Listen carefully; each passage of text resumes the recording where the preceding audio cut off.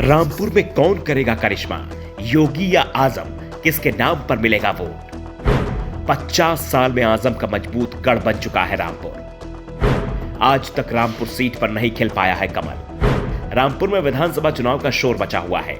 आजम खान की विधायकी रद्द हो गई है, इसलिए उपचुनाव हो रहा है। रामपुर में पिछले 3 साल में यह दूसरा मौका है जब उपचुनाव हो रहा है। 2019 में आजम खान ने लोकसभा का चुनाव जीता, तब उपचुनाव हुआ था और अब आजम की विधायकी चले जाने पर उपचुनाव चल रहा है। पिछले 45 साल से रामपुर में जब भी विधानसभा का चुनाव हुआ, आजम या उनके परिवार का कोई न कोई सदस्य मैदान में जरूर दिखा। पार्टी कोई भी हो, लेकिन आजम का नाम बैलेट पेपर में हो या ईवीएम मशीन, हर जगह दिखा। आजम नहीं तो उनकी पत्नी मैदान में उतरी, लेकिन 1977 के बाद ये पहला मौका है जब आजम के परिवार का कोई सदस्य चुनाव नहीं लड़ रहा है।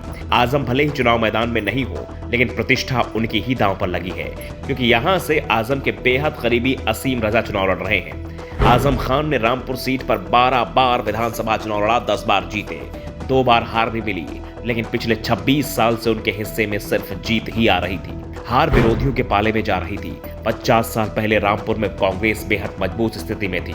1996 में आजम खान कांग्रेस उम्मीदवार अफरोज अली खान से चुनाव हारे थे, लेकिन आज यहां कांग्रेस का उम्मीदवार है ही नहीं। सीधा मुकाबला सपा उम्मीदवार और आजम के बेहद खास असीम रजा और बीजेपी के आकाश सक्सेना के बीच है।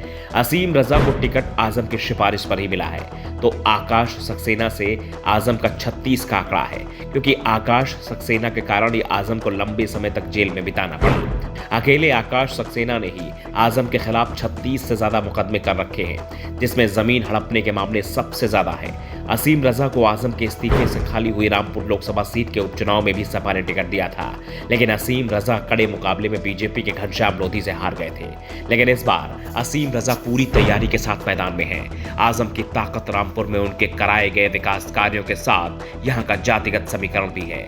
आजम खान को रामपुर की जनता पीड़ित के रूप में देख रही है। यहाँ के समीकरण भी आजम के पक्ष में है। रामपुर शहर विधानसभा सीट पर हिंदू आबादी 40% है, तो 60% यहाँ मुसलमान है। बीजेपी की नजर रामपुर में पसमानदा मुसलमानों पर है।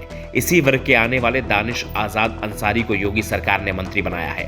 आजम को घेरने की बीजेपी कोशिश तो पूरी कर रही है, लेकिन लड़ाई बीजेपी के लिए आसान नहीं दिख रही है। 2019 में भी रामपुर में जब विधानसभा का उपचुनाव हुआ था, तो बीजेपी ने पूरी ताकत झोंक दी थी, लेकिन इसके बावजूद आजम खान की पत्नी तंजीन फातिमा बड़े मार्जिन से चुनाव जीतने में कामयाब हो गई थी। इसलिए बीजेपी ने इस बार रणनीति में बदलाव किया है। दूसरी ओर रामपुर लोकसभा उपचुनाव में मिली हार के बाद से आजम खान भी सतर्क दिख रहे हैं। सपा समर्थक वोट बूथ तक पहुंचे, इसकी कोशिश अभी से शुरू कर दी गई है। दूसरी ओर अखिलेश यादव ने भी ऐलान किया है कि वो रामपुर में चुनाव प्रचार करने के लिए जाएंगे। अभी तक अखिलेश उपचुनाव में प्रचार से दूरी ही बरतते थे, लेकिन अब उनके विचार बदल गए हैं। मुकाबला सपा के असीम रजा और बीजेपी के आकाश सक्सेना के बीच दिख रहा है, लेकिन पर्दे के पीछे असली लड़ाई आजम खान और राज्य के सीएम योगी आदित्यनाथ के बीच दिख रही है।